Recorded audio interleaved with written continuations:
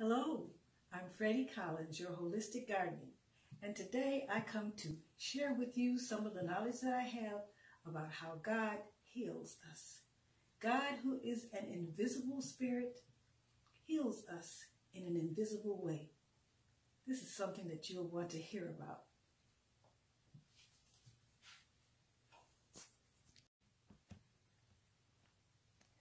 The first thing that God did for man was to breathe into him the breath of life.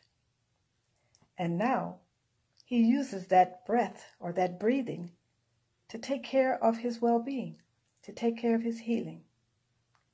As you breathe, you get healed from God's medicine.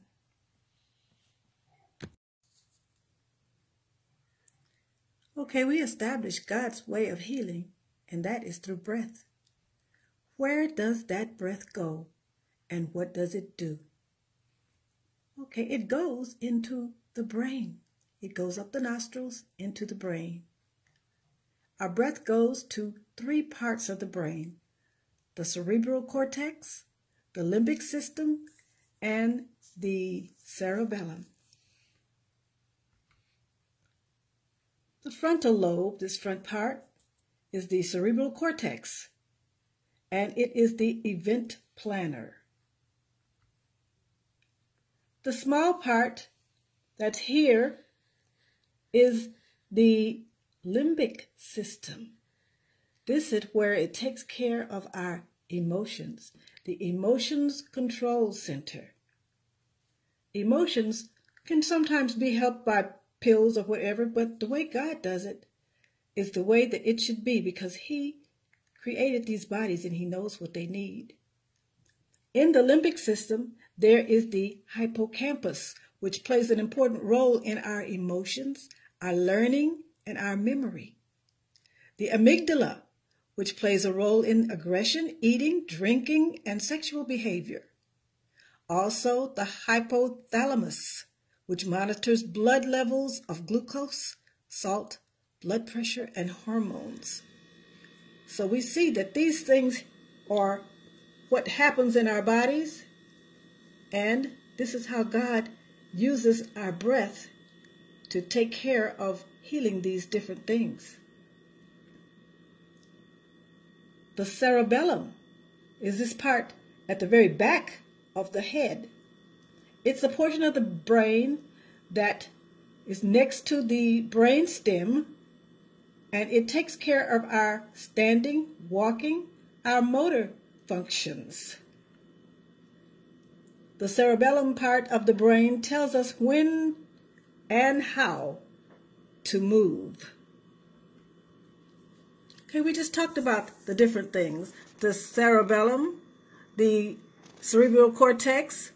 We talked about the limbic system, which takes care of the emotional part.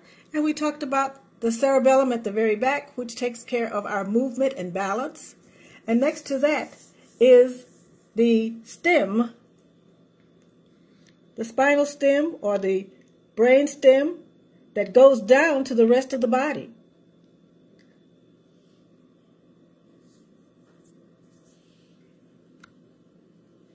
This is kind of like a little outline of what happens.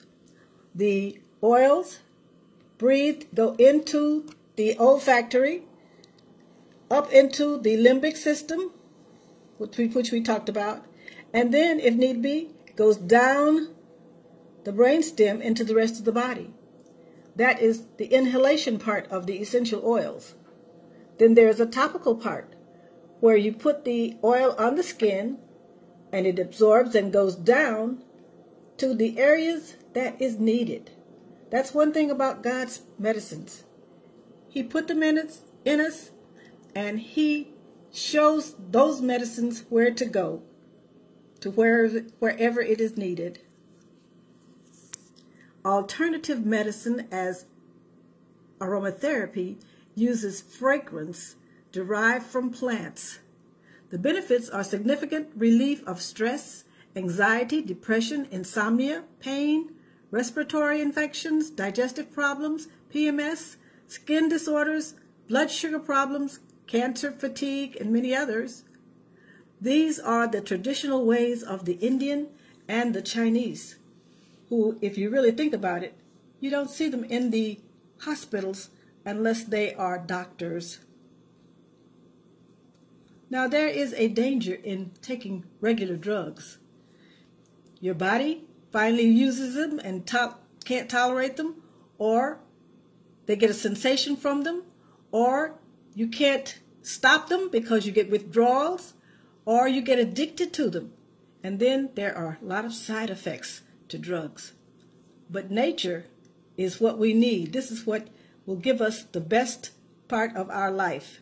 When you get prescriptions, you usually get a long list of things that are caution you, side effects, and some of them go as far as saying death.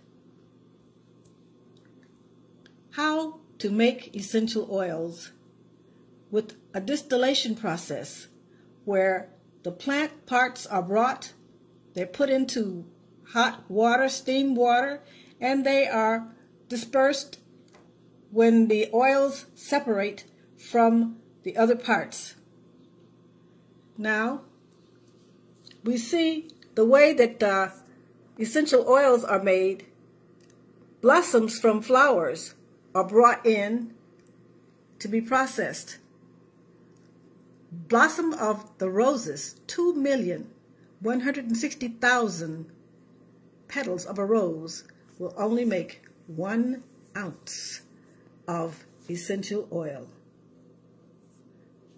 You use different parts of the plant, the root, the leaves, the stem, the flowers, the bark. All of these are used in making essential oils.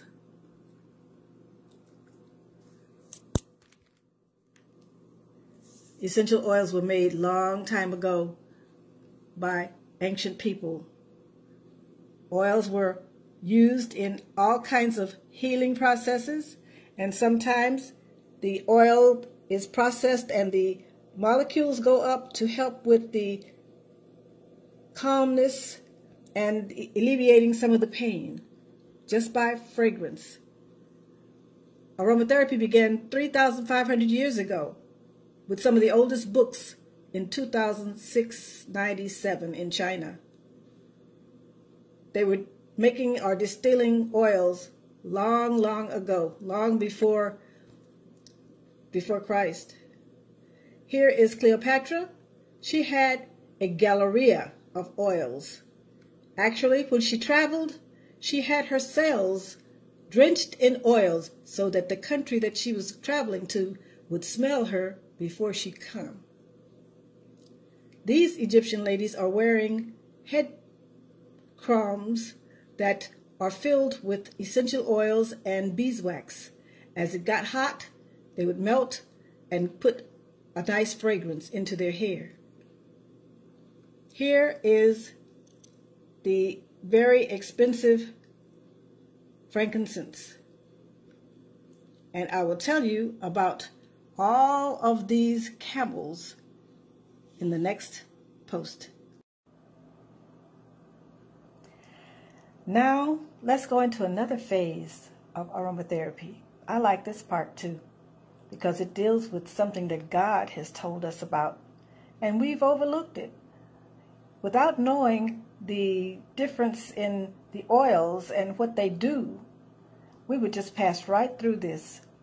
But today's time really, kind of let us know what God has done for us and how He's used His powers, how He's used His spiritual things that He has made, and how He protects us.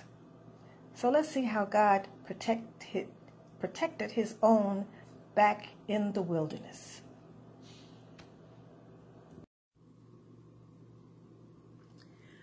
We're going to take a quick course in chemistry on essential oils. The essential oils, the lifeblood of the plant, when we get it from the distillation, comes from the plant and gets into liquid form, one drop contains approximately 40 billion trillion molecules.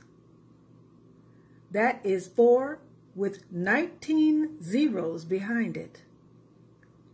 Our bodies have 100 trillion cells in it, and one drop of essential oil will cover every cell that we have in our body with 40,000 molecules. So saying that, we can see that sometimes if we put too much of the essential oils on, it can overload the receptor site, the site that is supposed to receive the oil for healing. It's just like going to a building and someone yelling fire and everybody's running to the exit to get out. Usually nobody can get out unless one or two people get squeezed through. That's the way that it is with the molecules. If you have too many, you have a knee pain, and you put a lot of essential oils on there, all of those molecules can't go in at one time. So the reason that we have something called a carrier oil, which is an oil that you would put your essential oils in. A carrier oil, like if you're going to put oils on your knee for pain, you would put like a teaspoon of carrier oil, coconut oil, olive oil, any kind of vegetable oil. You would put a teaspoon of that and maybe 2 or 3 drops of your essential oil, and then put that on the affected area. That will penetrate and be absorbed into the skin and be able to get down to the area where it's needed. So many times, less is more. There are some times, though, when one might want to use a little extra, but usually less is more. Now, this story is quite intriguing because I've read it several times but never got the gist of it until I learned about essential oils. Moses is writing in the wilderness, and God told him to write down a certain formula. The essence or the incense and oils for the tabernacle. You see this huge cloud here? I believe this is a diffusion of oils that is protecting the people.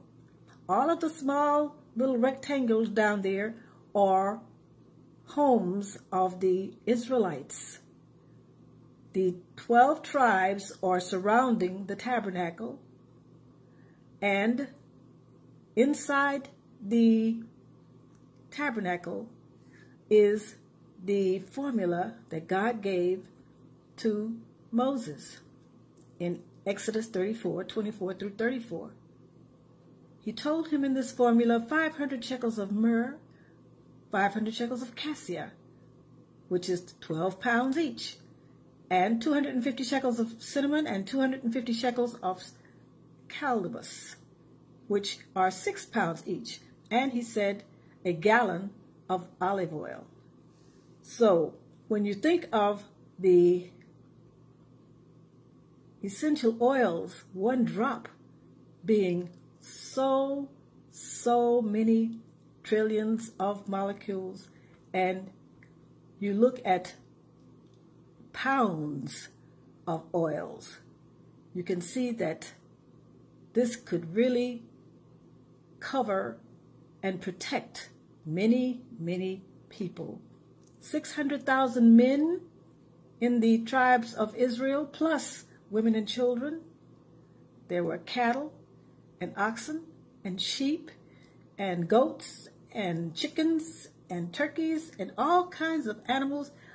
There were sacrifices, all kinds of feces, all kinds of blood, all kinds of germs could be accumulated. And the oils that God had Moses to prepare for the tabernacle were microbial oils, which were oils that would kill visible and invisible germs. not only would they kill germs, but oils going into the nostril will go up into the brain, into the limbic system, which would help people to be closer to the Lord in their thinking. This the Levites were close to. And we see an example of this when Moses went up into the mountain to receive the 10 Commandments. When he came down, there was this golden calf. And Moses was very angry. After he broke the calf down, he stood in the entrance of the tabernacle and said, "Who is on the Lord's side?" And who came to him were the Levites, the ones closest to the oils. And he told him to put on their sword and go through the camp and kill all of these idolatrous workers. And that day, 3,000 persons were killed. Another place where we see oils is with Esther, Queen Esther, in the book of Esther, where she is chosen to be the wife of the king. But as a person in the harem, there was a different type ritual that had to be done for a year. 6 months of bathing in myrrh and 6 months of other oils. What did myrrh do? It fades blemishes, soothes itches, reduces eczema, helps with moisturizing, tightening skin, reduces chapping, cracking, and sagging. It kills harmful bacteria, prevents infections, and much more. And not only were these things to perfect her body, they were also a guarantee against protection of the king, so that he would not contract any bacteria or germs. The many spices and perfumes that were in the ancient Esther ritual are believed to be some of these oils here: the myrtle, the cardamom, the frankincense, the lavender, the cassia, the clove. All of these were very beneficial oils that were used in the different types of ritual for preparing for the marriage of the king. Next, we'll talk about some of the oils of the New Testament.